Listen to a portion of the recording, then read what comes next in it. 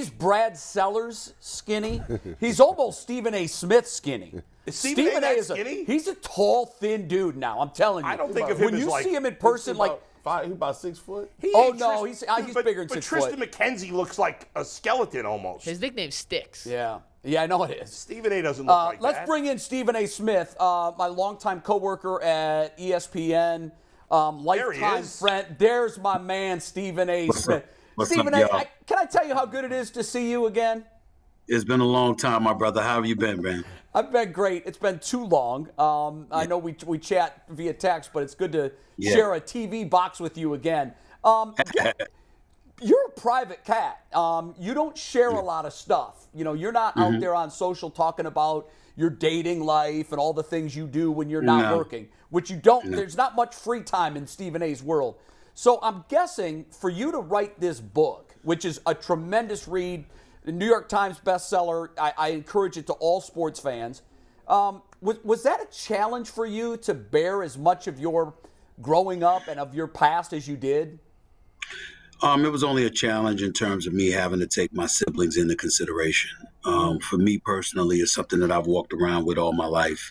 So, you know, for me to be in this seat that I sit in and constantly being in judgment of the things that people do, certainly not who they are, but the things that they do from time to time on a case-by-case basis, I just felt that it was important that if I was going to write a book, that I let people know, give them some insight into who I am, what I've been through in my life, how I came out of it, what I endure on a day-to-day basis, how do I come to the conclusion of the perspectives that I have on a day-to-day basis, etc. And just giving them some insight into how I think, who I am, etc. I felt I owed that to the reader, to just let them know who I am. I owe that to my colleagues like yourself and various others who have been around me for years. But it was very difficult from the standpoint that I'm writing about, particularly my father, my relationship with my father.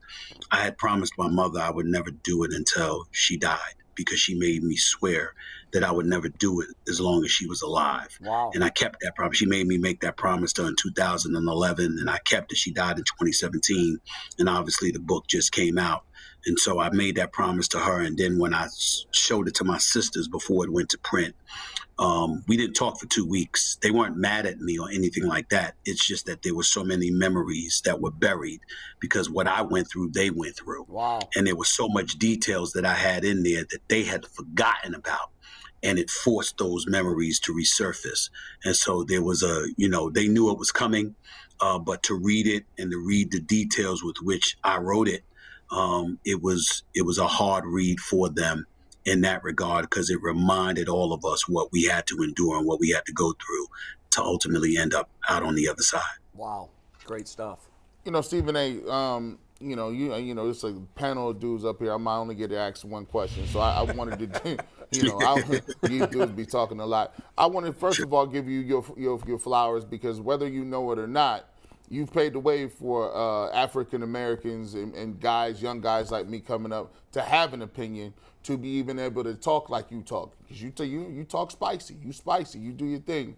But I want to say that, what's most impressive about your career is that you're literally married to your craft. You have done it as a journalist, you've done it on your own blogs, you've done it on television, radio, so many different things. And so my thing is, I just want to say to a lot of people out there, you may just think he's talking, but he actually put the work in to be able to talk spicy like that, because he put that work in. So I want to thank you for paving the way. But Thank you. I have to say, my brother, you are wrong on a couple of things, though. My brother, the LeBron James angle, right? And you know we was coming with it. We in Cleveland. I want to ask you, why is it that LeBron James does not get credit for the longevity, right? Michael Jordan left in 2 years in the middle of '94. He left in Brad's going to get on you too, Chief. He left in a couple years. He left it. He wouldn't do baseball. At the end of his career with the Bulls, he had 3-4 years left in him, because he came back with the Wizards and averaged 20 plus a game. So he could have played, right? He probably had it in him. Michael Jordan could have had that longevity that LeBron has. Why is that left out of the conversation when you mention all-time greats? Number one, because there was a choke performance that took place in the NBA Finals against the Dallas Mavericks. Number one. Number two, I think it's important, and I say this respectfully, and if you don't mind me giving you a little bit of advice, doesn't matter to me that you disagree with me. Jay Crawford will tell you that about me. I'm not saying what I say for anybody to agree with me. I'm just telling you where I stand. And I want you to know that, because as you continue to have a flourishing and a career, you got to remember that there's a whole host of people that's going to disagree with you. So what? There's nothing wrong with it. I find nothing offensive about it, nothing remotely taken aback by it. I love it. I love it when people disagree with me. It doesn't bother me at all. That's what makes the world go around. My position with LeBron James is that also, when we say not giving him credit, I mean, damn, how much credit do you want? The man's on the Mount Rushmore of basketball. The game has existed for over 75 years, and I can only think of one player that I would put ahead of him. How is that cutting him short? Now, his camp would believe it's cutting him short. Rich Paul, Maverick, Harden, those guys, good for them. I could care less. At the end of the day, I think about LeBron James and I compare that to Michael Jordan. Michael Jordan was never scared to get to the free throw line. Michael Jordan never choked in an NBA Finals. Michael Jordan never was somebody that you looked at and blamed him for an NBA Finals loss. Oh, I forgot, because he never had one. In 6 Finals appearances, he was the champion and the MVP of each one of them. When he stepped away from the game, we know there was personal off-the-court issues with his father's passing and things of that nature, a lot of things that he was going through. One could easily have argued that Michael Jordan would have won 8 straight had he never retired, because I believe they would have beaten Hakeem the Dream Olajuwon with Kenny Smith and Mario Elie and those brothers in Houston. I believe Chicago would have beat that squad, okay? So my mentality is, when I look at it from that perspective, it did not take into account a 10-time scoring champion, a 9-time All-NBA defensive team member, 6 NBA Finals MVPs, 2 more titles than LeBron James, not to mention the fact that, again, he was also the things that I mentioned, along with having more MVPs as well. The man was just absolutely positively sensational, and there was never a time where you looked at a loss and said, that was Michael Jordan's fault. It never happened. So I take that into consideration, and that is why I draw the conclusion that I draw, not to mention this one other point. The times were different back then. The road to prosperity was harder. Rules were tougher. I mean, they let more go, rather. And because they let more go, I mean, you saw muggings take place on the basketball court, for crying out loud. And Michael Jordan had to withstand and endure all of that en route to prosperity, and he did it. And still, to this day, even with LeBron James 20 years in the league, he has less titles than Michael Jordan. I rest my case on that. Hey, Brad, you stop Here's one of his teammates. Here's one of Michael's teammates. So Stephen, Brad Sellers, I'm glad you eloquently said what you just said, because, for years I played with Michael. I broadcast the Cavaliers when LeBron was here. Yep. And this is no slight against LeBron. Zero. There's none. But Zero. those who saw it in live and direct, there is no comparison. The brother, Michael Jordan, by far, hands down, is unequivocally the best of all time in this league. Brad, you could speak to this better than me. And I said this the other day, and it created an uproar. LeBron James is highly respected and revered. We got to stand down all that. Incredible basketball ambassador, role model.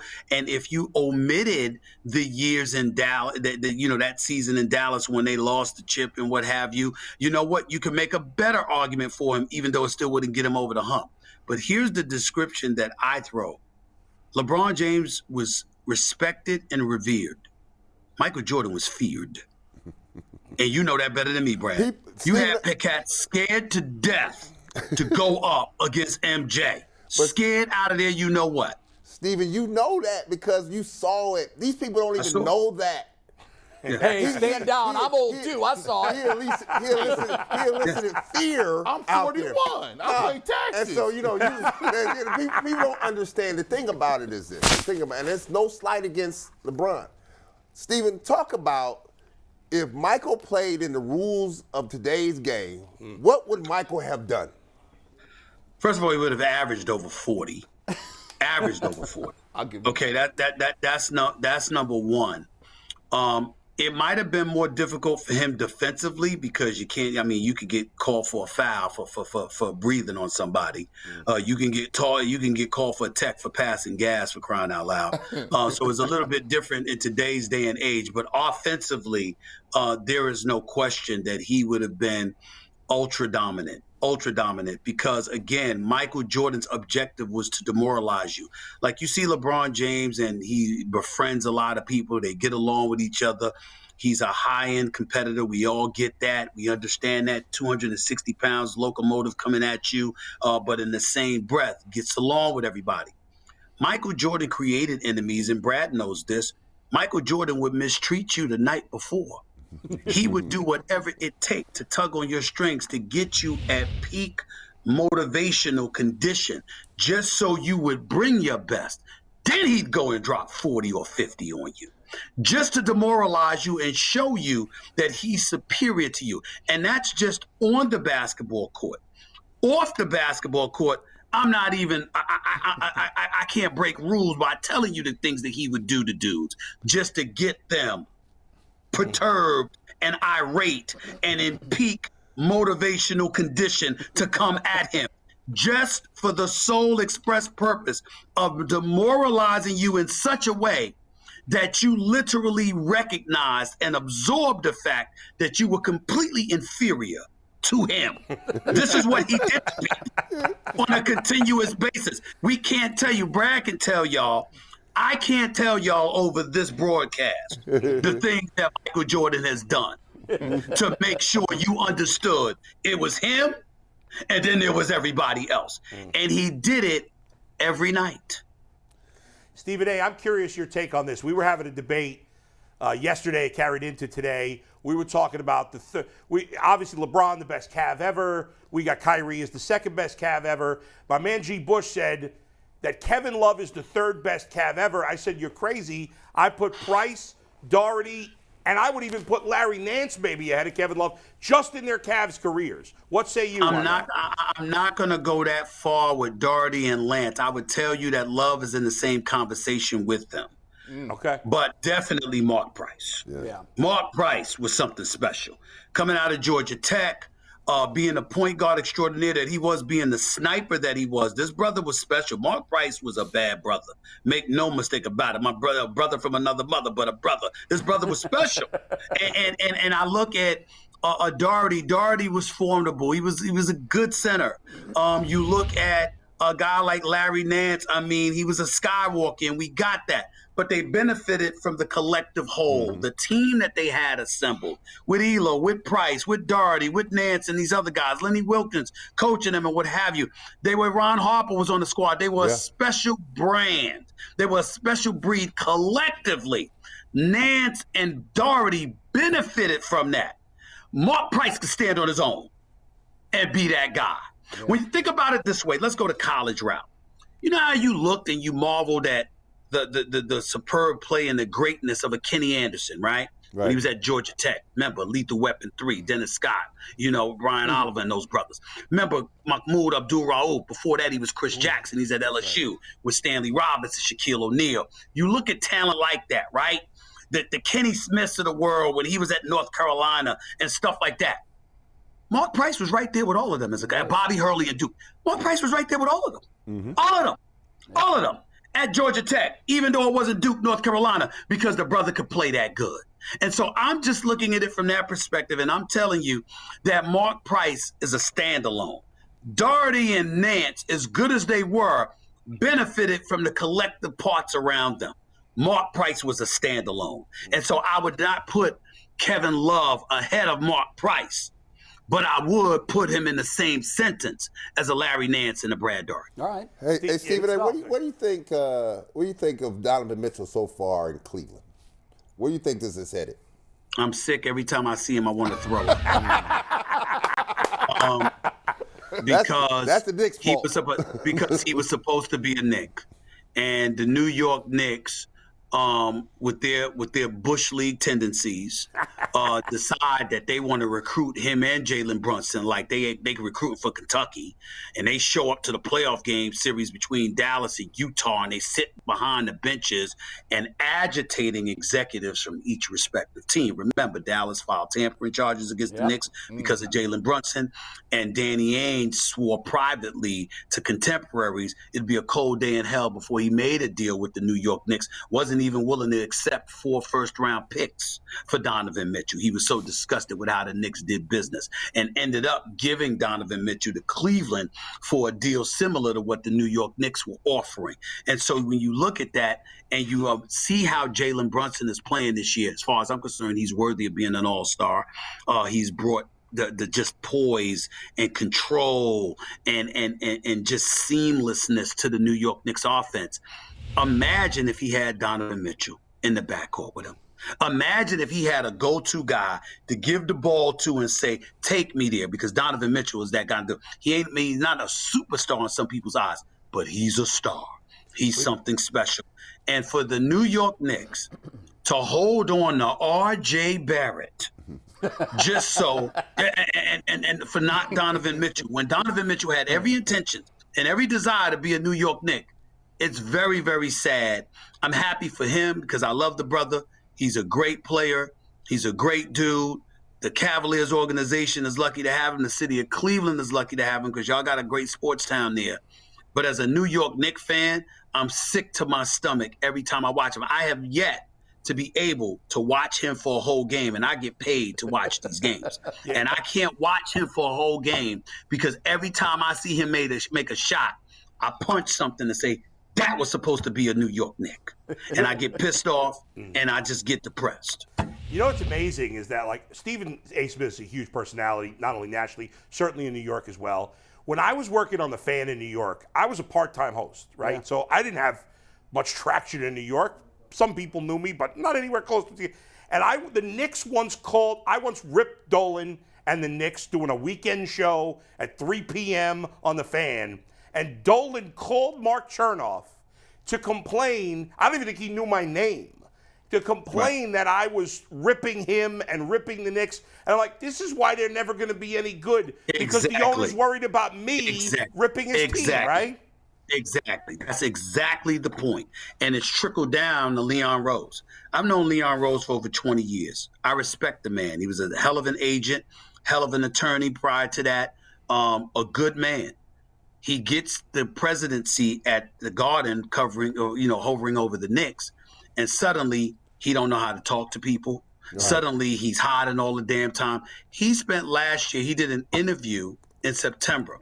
Nobody saw him until April, and that was only an in-house interview with the MSG network. Wow. This is the kind of contagious effect that they have. If you can't be accountable to the people as the president of the franchise, how are the players ever going to be? You just know it. And when you see Dolan making these kind of errors, Charles Oakley gets removed from the arena. Some 14-year-old asking him to sell a team gets banned from the arena, and all of this other kind of nonsense.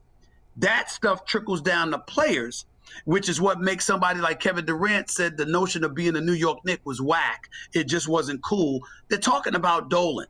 And that's the problem with all of this. They're a good team. Tom Thibodeau is an exceptional coach. Jalen Brunson was the right man for the job. Julius Randle can play. R.J. Barrett is no scrub. But the fact of the matter is we all know that the New York Knicks ain't going nowhere. And we know they ain't going anywhere because you need a star to close the deal. Right. And they don't have it. And the one star who wanted to come there, they couldn't get because they agitated an opposing team by acting like they were recruiting for a college. So, Stephen, let me ask you a question. Why did the New York faithful, right? Because New York is the mecca of basketball. That's what it is, right? It has to be elevated to a level of that stature. Why do the New York faithful put up with the nonsense that the Knicks are doing? Because can't help ourselves. I don't understand it. It's like the Browns. Can't help ourselves. It's the city. It's the city. It's the mecca. And you try to look past Dolan to look at the New York Knicks, and you love them. But there's no question. Spike Lee is to blame. Stephen A. Smith is to blame, along with various others, because, our loyalty never wavers. And that's our problem. Now this year I banned myself from Knicks games because see, I know Leon Rose and I know William Wesley, World Wide West. Right. And I got love for both of them. And I know that I was on the verge of cursing them out. I know that.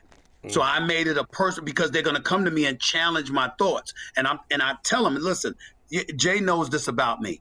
You know what? We're all human beings, okay? You have a right to be a fan. Just be honest. Like, you can't go on the air and act like you're something you're not. If you're a fan of this particular team, just tell the world.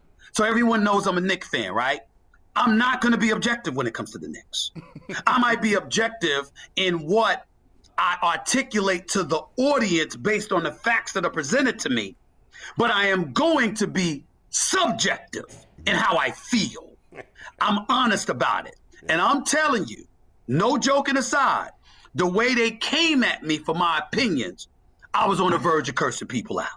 So rather than go to the Garden, when you go into the Garden and they got public relations people and media relations people literally stalking media members to make sure they don't get near the players and stuff like that. Just it's ridiculous.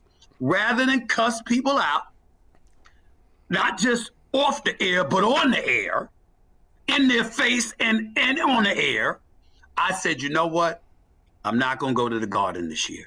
And I haven't been to one single game in Madison Square Garden, even though one of my cribs is 10 minutes away, because I know that I'm going to cuss somebody out. So the only way I'm going to a Knicks game this year, the only way I'm going to a Knicks game this year is if they advance to some conference finals or the finals, which ain't going to happen, or ESPN forces me to.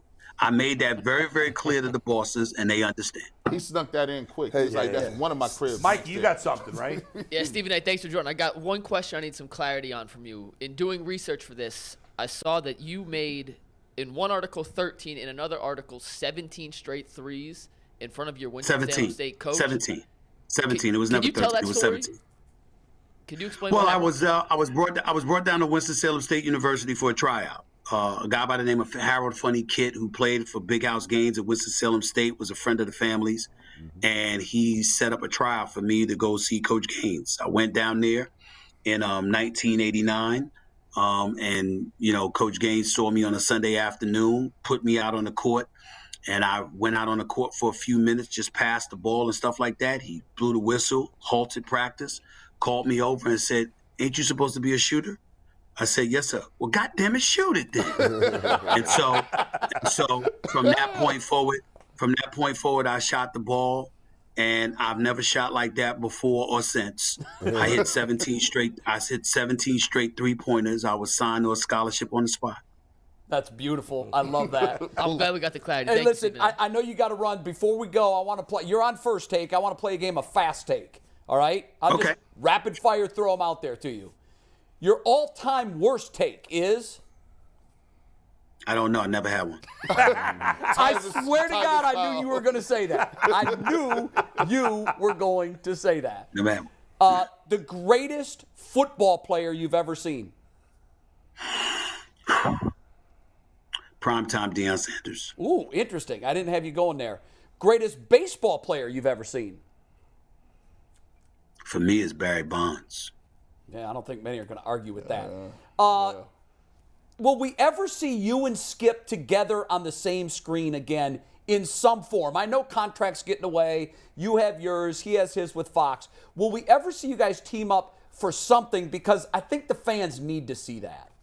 I don't believe so. I love Skip. I'm incredibly grateful to him. I don't think that will ever happen. I think that we're just going in separate directions. I have aspirations beyond the world of sports. I mean, if he interviews me for his podcast or I do it for my podcast, that would be different. But us on screen together, working together in a debate format, that's not something that I think is going to happen. I think that both of us have moved beyond that, and I don't see that happening. I've got aspirations beyond the world of sports. I don't think he'll be back at ESPN. If I'm doing sports, I'll probably be here. And if I'm doing more than sports, which I definitely plan on doing, that's not his lane. You know that. Skip cares about sports all day, every day, and very little else. Well, so I don't see that happening. That leads me to my last question, Stephen A. you've done everything that I think you've ever wanted to do. But we just had a text exchange a couple of days ago where we were talking about perhaps something else. Is there something that you haven't done in broadcasting that you want to do in the future? Well, on my own production company, I want to produce content, scripted and unscripted stuff. I want to continue staying in the world of sports because I love it. I got the bestseller book right now 4 straight weeks, so I've accomplished that. I would say to you that I would love to host a late night show. I would love to be the modern day Arsenio Hall, for lack of a better explanation. I don't think we've seen that, even though Trevor Noah did a fantastic job on Comedy Central. I think that to see a black man from this country hosting late night with the opportunities that I would be anxious to give to African Americans behind the cameras, writers, producers, bookers, etc.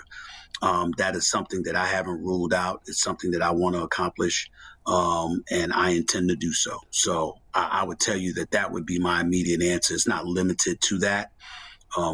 Hosting a news show, people have brought that. For some reason, people think I'm going to run for office. That ain't going to happen. But I was just joking around about that. But then again, if they told me that they wanted me to run for the presidency and that I had a good chance of winning, yeah, I would consider that. But I doubt it. Well, you are a soap opera star, are you not? Oh, he's done it all. Yes. He's done it all. Yeah. Stephen A. And Go ahead. I would have more time. I want to do late night, and you know what? I might even get into a little acting. I must admit, I'm starting to get the acting bug, even though I've got a recurring role on the soap opera General Hospital, so I'm doing a little acting. I never cared about it, but too many people have told me that I've got tremendous potential in that platform. You do. So I'm giving strong consideration to it, believe it or not. Very good. You're extremely theatrical. I think you can do that. The name of your, it's always been one of your kind of catchphrases. The name of your talk show at late night, of course, would be At the End of the Day, right? I mean, you love that I don't phrase. know about that. At the end of the day, at the end of the day. Wait a second. How about late night with Stephen A? Whatever you That want, works. bro. Whatever you want. Stephen A, works. real quick, That before works. you go, we Yeah. can't let you get out of here without giving us some embarrassing story about Jay. Can you share anything? We got to have something. There are none. No, not embarrassing, but I tell you the time when Jay and I had the most laughs. When Skip Bayless was raving about Tiago Splitter. You know what I'm saying?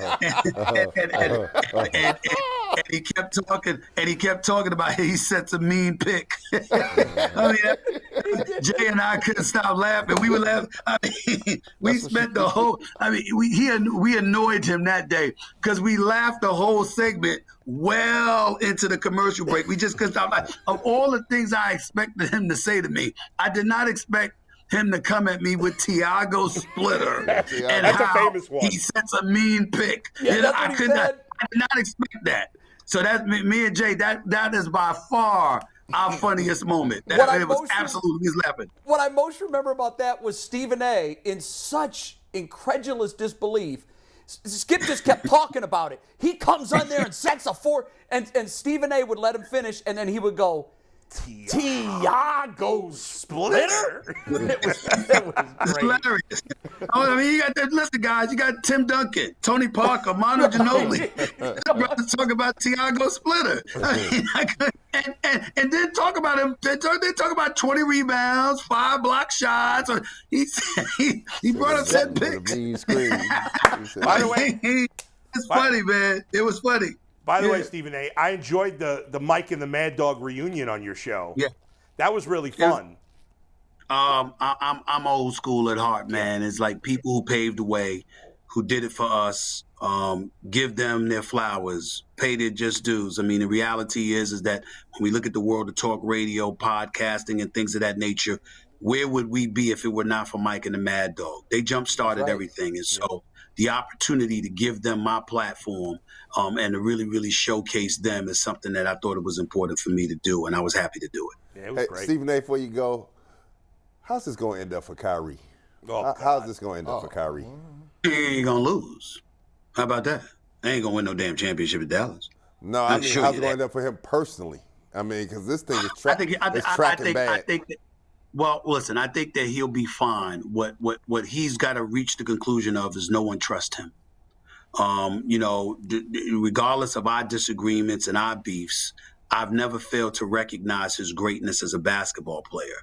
And my issue with him has always been and will remain, nobody's better at missing work than Kyrie Irving. I'm not talking about putting in the work.